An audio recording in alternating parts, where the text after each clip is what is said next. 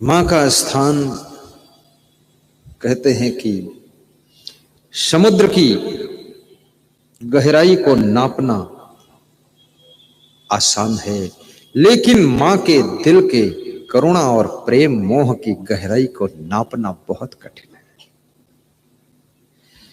आकाश की ऊंचाई को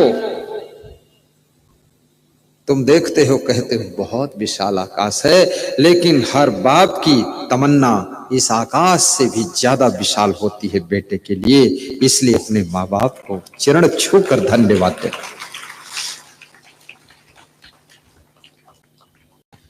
दुनिया में एक माँ बाप ऐसे होते हैं जो अपने से बड़ा तुमको देखना चाहते हैं, और एक गुरु ऐसा होता है जो तुमको अपने से बड़ा देखना चाहता है। अब तुम बड़ा बन पाओ या न बन पाओ बात अलग है, लेकिन उनकी इच्छा रहती है मेरी संतान मुझसे भी बड़ा रूप ले।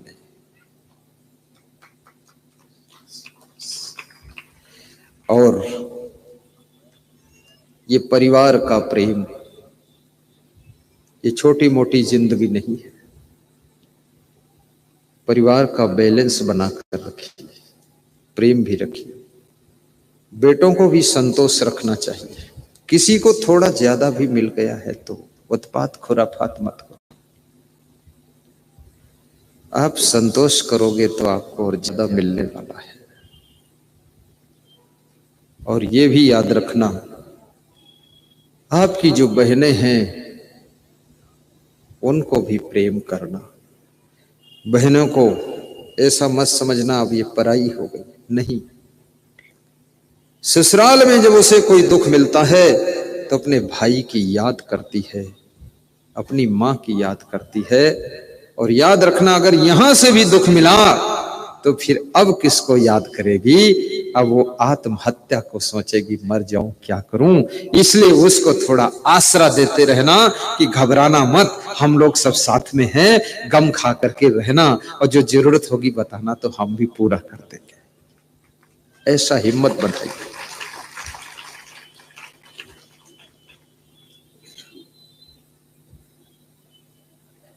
प्रेम की गंगा बहाते चलो, जीवन को निर्मल बनाते चलो।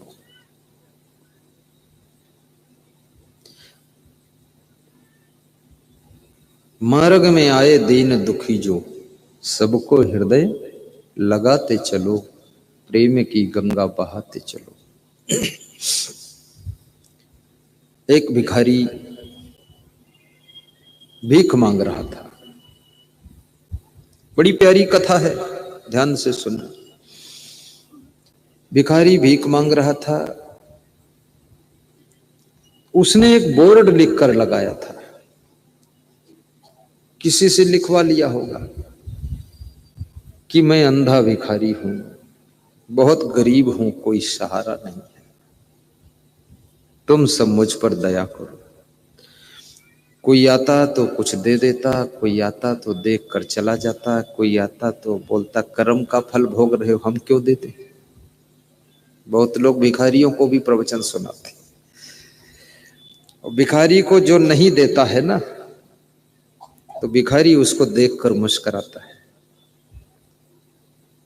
भिखारी से एक व्यक्ति ने पूछा, तुझे मैंने कुछ भी नहीं दिया फिर भी तो मुझे देखकर क्यों मुस्कुराया? उसने कहा, इसलिए मुस्कुराया हूं कि आप जो गलती कर चुके हो, ये गलती मैं तुमसे पहले अगले जन्म में कर चुका हूं। मैं भी किसी को कुछ देता नहीं था, इसलिए भिखारी बनकर बैठा हूं। तो मुस्कुराए इसलिए कि अगले जन्म में तुम भी हमारे साथ कटोरा लेकर बैठोगे। देने लायक हो और देते नहीं हो। आप अपने इष्ट देव से, गुरुदेव से यही मांगो कि मुझे दाता बन करके रखना, देने के लिए मेरे हाथ आगे बढ़े, लेने के लिए जरूरत ही न पड़े किसी के सामने हाथ फैलाऊं।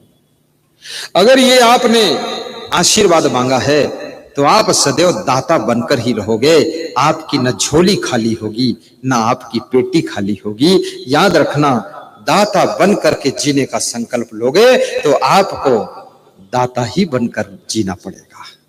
कभी भी जेब खाली नहीं होती।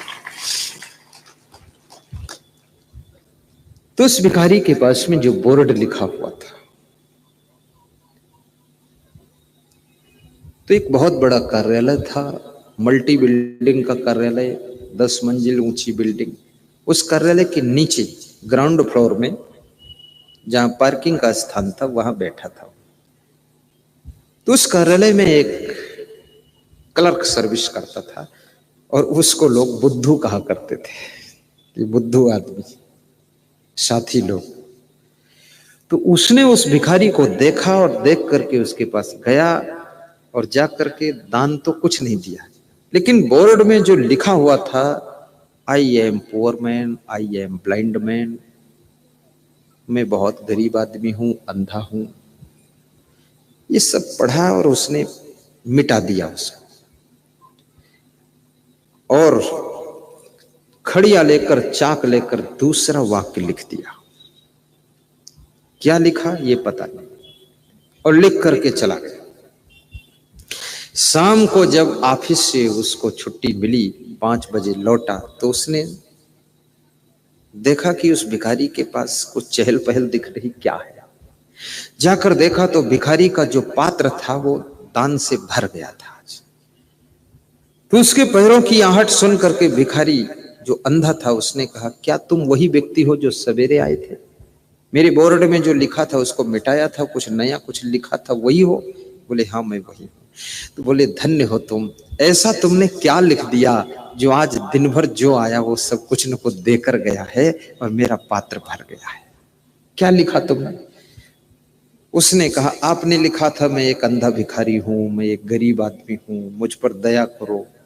मैंने इसको मिटा दिया और मैंने लिखा, आज का दिन कितना सुनहला है, सौभाग्य उनका है जिनको कुदरत ने आंखें दिया है ऐसे सुनहले दिन को देखने के लिए, और मैं तुमको धन्यवाद देता हूं कि तुमको आंख मिली है, तुम इस सुनहले दिवस का आनंद लो, आपको धन्यवाद। मैंने ये लिखा है और कुछ नहीं लिखा, मांगा वांगा कुछ नहीं।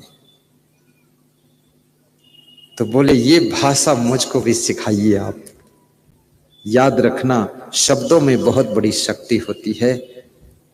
शब्द बोलने की कला आ जाए तो आपको जहां खड़े होने की जगह नहीं मिलती वहां बैठने का स्थान मिलेगा, और जहां बैठने का भी स्थान नहीं मिल रहा वहां लेटने की जगह मिल जाएगी।